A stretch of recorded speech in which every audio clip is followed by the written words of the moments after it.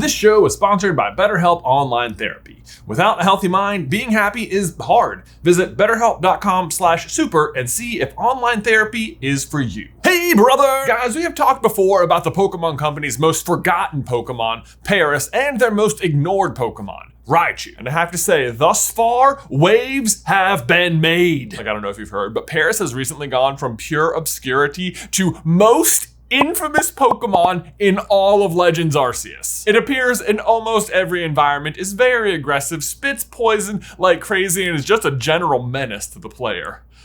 Glory be praise Arceus, we did it! Or, I like to think we'd helped. Hard to say if as much progress has been made for Raichu. He has such a large shadow looming over him, but they did recently print this pretty competitive Raichu V card, so I'll take that. But at this point in our journey to spotlight Pokemon's least favorite Pokemon, we've only been considering regular Pokemon, if you will, and yet there's an entire another category of Pokemon, legendary Pokemon. And with a title like legendary, you'd think they all must be appropriately loved, right?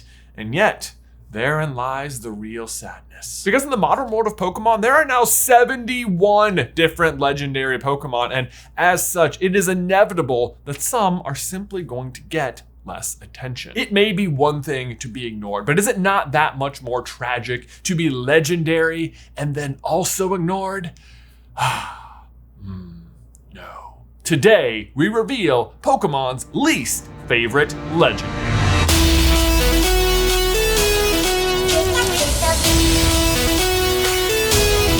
Dead Spork. Guys, before we dive on into today's video, we need to give a huge thank you to today's sponsor, Stamps.com. Because Stamps.com saves you time, and more time means more time to spend delving into the endless world of Pokemon, because there are a lot of Pokemon, you guys. In fact, one of the things we mail out a lot at this office are Pokemon cards, in addition to all the other random merch we have to send out. So we spent a lot of time at the post office. Or should I say, spent a lot of time at the post office, because thanks to Stamps.com, we can just print official postage right here at the office from our computers. Thus, post office trips are a thing of the past. Plus, you can get special discounts at Stamps.com that are not available anywhere else. Like up to 40% off USPS and up to 76% off UPS. All you need is a computer and a standard printer, and you can be up and running in minutes. So stop overpaying for shipping and head over to Stamps.com. And if you sign up using our promo code, SuperCarlin, you get a 4-week trial, free postage, and a free digital scale with no long-term commitments or contracts. Just go to Stamps.com, click the microphone at the top of the page, and enter promo code SuperCarlin. One more time, Stamps.com, SuperCarlin, link is in the description down below.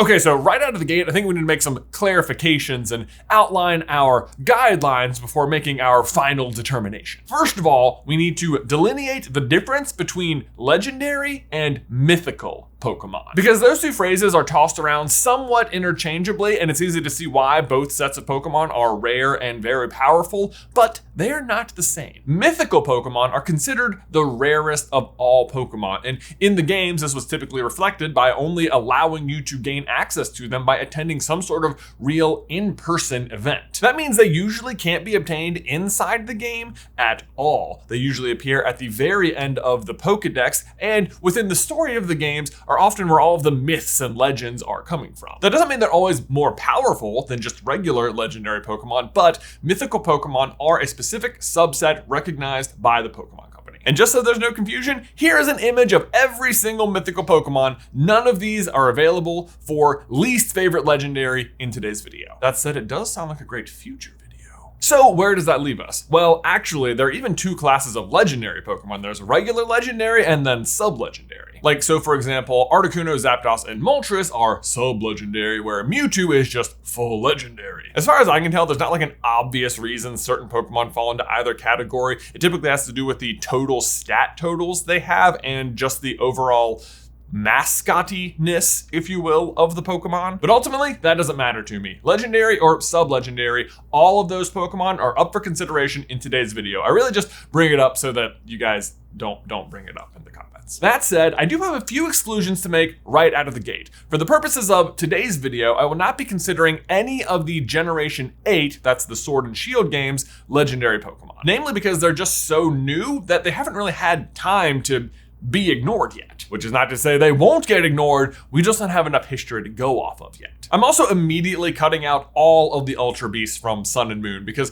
if you ask me, they're sort of their own classification altogether, although it sounds like a good future video. But the Island Guardians, Solgaleo, Lunala, and Necrozma, all still up for grabs. So with all of that out of the way, let's get to it. The main thing we're looking for with each legendary Pokemon is in what way has the Pokemon Company shown any given Pokemon special treatment outside of just its legendary title. And to kick things off, let's look at Generation 1, where we have 4 legendaries: Articuno, Zapdos, Moltres, and Mewtwo. And spoilers, it's none of these. Being the Generation 1 legendaries means that they are some of the most well-known Pokemon ever. Right out of the gate, Mewtwo exists in the rarefied air of like the top 3 most popular Pokemon of all time, with Pikachu and Charizard. Mewtwo has also been the main subject of 3 different Pokemon movies at this point, including the very first Pokemon movie, and he has not 1 but 2 different Mega Evolution forms. The legendary birds have also been the subject of their own movie, Pokémon 2000, although admittedly Lugia does kind of steal the show, but they're there. And although we're not considering Gen 8 Pokemon for this video, we should mention that the 3 birds did just have new forms introduced in Gen 8, and they all look awesome. I mean, seriously, who doesn't want a black and pink flaming dark Moltres? So let's just move right on ahead to Gen 2, where we have 5 more candidates: Lugia, Ho-Oh, Entei, Suicune, and Raikou. Right out of the gate, Lugia and Ho-Oh are both out. They're their own game's mascots. They appear on the box art. And both have had movies completely dedicated to them. As we mentioned, Pokémon 2000 for Lugia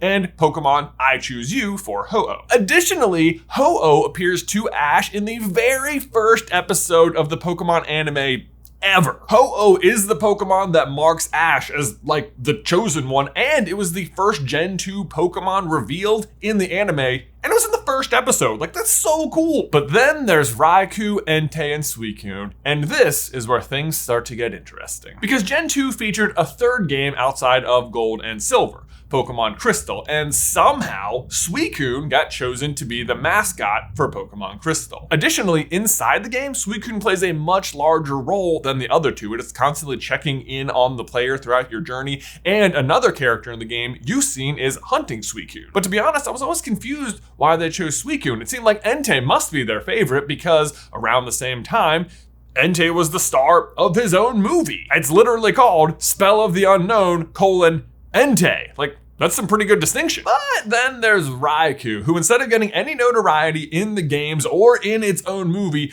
got put in a straight-to-TV movie called Raikou, The Legend of Thunder. Oh, I'm sorry, have you not heard of that one? Well, I'm not surprised, because it actually only came out as a movie in Japan. In America, we still got it, but they broke it up into a 3-part TV series called Pokémon Chronicles. And Pokémon Chronicles doesn't even follow Ash. Which, to be fair, in some ways, I kind of think is a good thing. But poor Raikou, I mean, forced into a sliced up movie that doesn't even feature the main characters.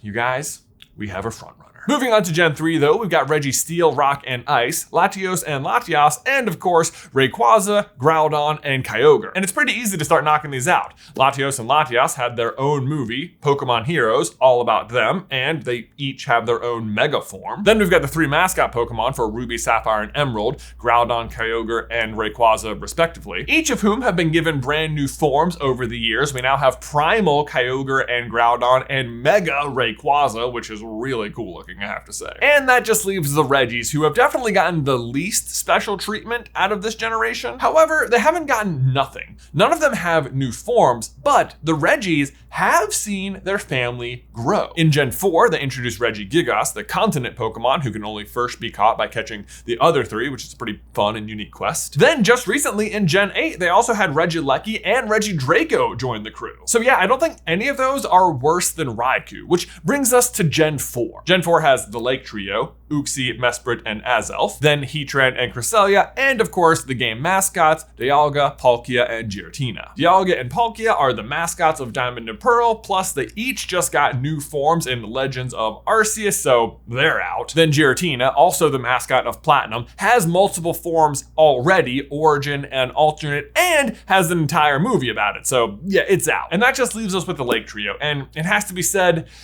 they haven't gotten a lot of special treatment. different. Neither combined or individually do any of them have a movie dedicated to them, but at the very least, they are part of the main series anime and do have a very dedicated arc where each of them forms a spiritual connection with the main characters. Uxie with Brock, Azov with Ash, and Mesprit with Dawn. Plus, they're all very catchable in their games, unlike Raikou, who's just like roaming around the map most of the time, making it really hard to add him to your team. So I think Raikou's still the leader. But maybe not for long, because now we have to talk about Cresselia and Heatran. Cresselia, the Crescent Moon Pokemon, is part of the Lunar Duo along with Darkrai, which, if you ask me, is kind of sad because Darkrai is considered a mythical Pokemon and Cresselia is not. Darkrai also got its entire own movie, while Cresselia has had like 2 appearances in the show. Ugh. But then there's also Heatran. Heatran's not part of a duo or a trio or anything, it's just itself, but it might be doing a little better than Cresselia. It doesn't have a movie dedicated to it, but it does have a major appearance in a movie and a major appearance in a show, and it is uniquely, to this day, the only Fire Steel type Pokemon, so that's cool. But I'm not ruling anything out just yet. Raikou, Cresselia, Heatran, they're at the top of our list. Moving on to Gen 5 though, we have 3 big trios, the Swords of Justice, the Forces of Nature, and the Tau Trio. The Tau Trio involves the game mascots for Black and White, Zekrom and Reshiram, who can each feud with the third member of the trio, Kyurem, to turn into like giant fusion crazy looking Pokemon, so yeah, they're all out, that's all really cool. Not to mention, Reshiram and Zekrom had a really cool movie gimmick where depending on which one you watched, Victini and the White Hero or Victini and the Black Hero, one of them would be good and one of them would be bad, sort of like a choose your own adventure. Kyurem also had a movie about it where it is the villain to the Swords of Justice, Terrakion, Virizion, and Cobalion, so we can wipe all of those guys off the list as well. Then there are the Forces of Nature, or the Genie Pokemon as you probably know them. This is Landorus, Thundurus, and Tornadus, and while they don't have a movie about them or anything, they have received some special treatment in the games in that they all have alternate forms. Plus, on top of that, very similar to the Reggies, they just had a new family member added to the group with Enamorus in Gen 8. So wow, Gen 5 actually did a really good job covering its bases. Well done. Then Gen 6 actually has a really short list. It's just XYZ, Xerneas, Yveltal, and Zygarde. Xerneas and Yveltal are already the game mascots, which right there is enough special treatment. And while they never made a Z version for Zygarde, it still got its due 1 generation later in Sun and Moon, where it got introduced with alternate forms. But it was actually really cool. It was like a scavenger hunt all around the map, and the more Zygarde cells you collected, the bigger your Zygarde Pokemon grew. So you ended up with like 10%, 50%, and then if you got all 100, you got this insane looking Megazord Zygarde, and I love it. Which brings us to our final generation for consideration, Gen 7. As I said, I'm already cutting the Ultra Beasts because I feel like they're their own category of Pokemon altogether, but if you're really concerned, don't worry, they still get more attention than our top 3. That said, Silvally, the 4 Island Guardians, Tapu Koko, Lili, Fifi, and Bulu, plus Solgaleo, Lunala, and Necrozma are all still in play. Now, predictably, Solgaleo and Lunala are out of contention. They're the game mascots, and each of them can fuse with Necrozma, which makes it out too. I mean, besides that and it being like the big final boss and having its own ultimate form and everything, yeah, Necrozma's out. As for the other 5 though, well, none of them had any movies or anything based around them, but Gen 7 was sort of a weird generation in that regard because it didn't have any Alolan themed movies. Instead, they just went back to Johto and Kanto and had a Ho-Oh themed movie and a Lugia themed movie. But here's the thing. They didn't need movies because the Sun and Moon anime is awesome. Because they had so many Ultra Beasts they needed to cover, they could just make them the Pokemon of the week each week. And since the Ultra Beasts are causing such big problems around the Alolan Islands, the Island Guardians got tons of screen time. I mean, each of them has at least 7 episodes worth of appearances, which is not to say there isn't favoritism among the Guardians, like Tapu Koko is high and away the Pokemon Company's favorite. It gets this giant yellow monster form. It chooses Ash as like the chosen one of Alola. But that just leaves us with Type Null / Silvally, and again, it gets tons of screen time and is the ace Pokemon of Ash's rival in this region, Gladion.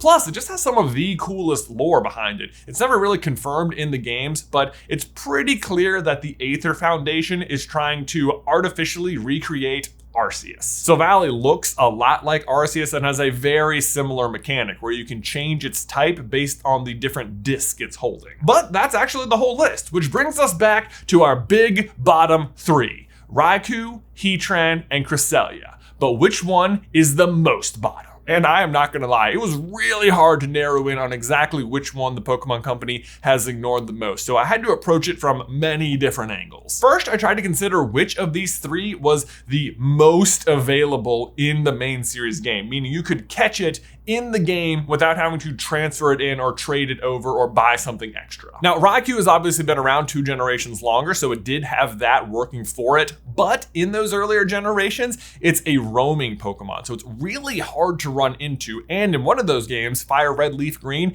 it's actually only a roaming Pokemon available to you if you chose Squirtle as your starter way back at the beginning of the game. But if you start right at Gen 4, it's pretty even, other than that you can't catch Raikou at all in Black and White or Black and White 2 or in Legends Arceus. Of the 3, Heatran is probably the most accessible. It has the exact same number of game appearances as Cresselia does, except that in their first game, Cresselia is a roaming Pokemon, making it a little bit harder to catch. Next, I moved over to the Pokemon trading card game, where Raikou has had an impressive 21 cards printed for it. Now again, it has been around longer, but nonetheless, Heatran puts up a pretty good fight. It has had 18 different cards printed for it. But then there's Cresselia, who to date has only been printed on 10 different cards. Like, that's less than Paris. Anime-wise, both Raikou and Heatran have at least had major anime appearances. Like, they're not the main focus of the movie, but they have had big appearances in the movies. Cresselia, not the case. I also decided to look at the merch available on PokemonCenter.com to see if you wanted to support these Pokemon, how well you even could. And this is where who the real loser was began to sink in, because for Raikou, there was 5 dedicated items. They're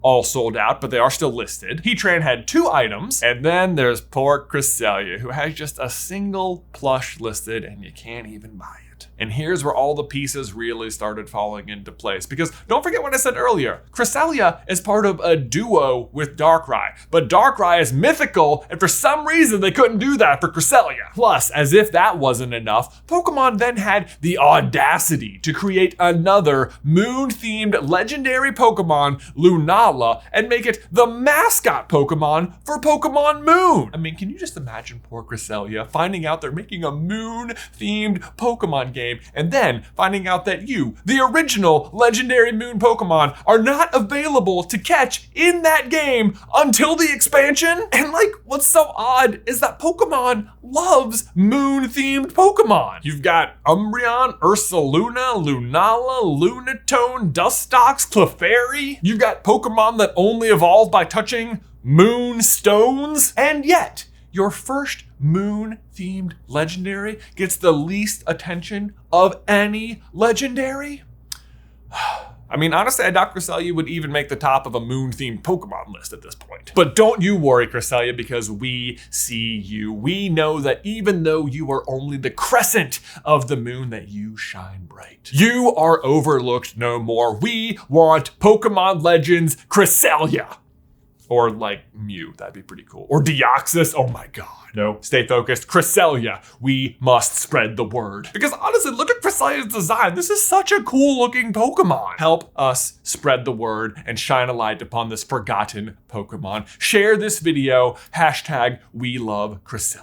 But there you go, guys. That is Pokemon's least favorite legendary Pokemon. If there's another category of Pokemon you'd like us to tackle to find out which one Pokemon likes the least, let us know in the towel section down below. Also, actually, going back to the merch, I learned that you can actually buy the Cresselia plushie on Amazon from Pokemon for $25. And I was like, you know what? That's kind of expensive, but it looks really good, so I'm gonna do it. And it arrived, and check this out. It's so little. I mean, it's adorable. There's no doubt, but I don't know if I thought this was worth $25, and I'm gonna be honest, it's kind of top heavy, like it doesn't sit very well, but that's okay. I don't hold it against you. You're gonna live on the set forever. Aww. But guys, thanks as always for watching today's video. Don't forget to leave a like on it if you haven't already, and subscribe so you don't miss any future Pokemon action from us. In fact, if you want some more Pokemon action right now, we just launched a brand new series over on the gaming channel where we are playing through a Nuzlocke of Legends Arceus. It is hands down going to be the hardest Nuzlocke I've ever done. The first episode is already up. The second episode is coming out tomorrow. If you want to go check it out, it is not too late to join in from the beginning. That playlist is right here. Also, if you want to see Pokemon's other least favorite Pokemon, you can check out this video right here. But otherwise, until next time, Bye! Hello and welcome everyone to the first exciting episode of what promises to be the most difficult Nuzlocke I've ever done. What? I don't like that one bit. Oh, we got it! Yes! Ah, that's so exciting! Ah, look how much damage!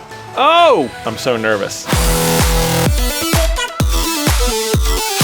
Do we risk fighting an alpha? No.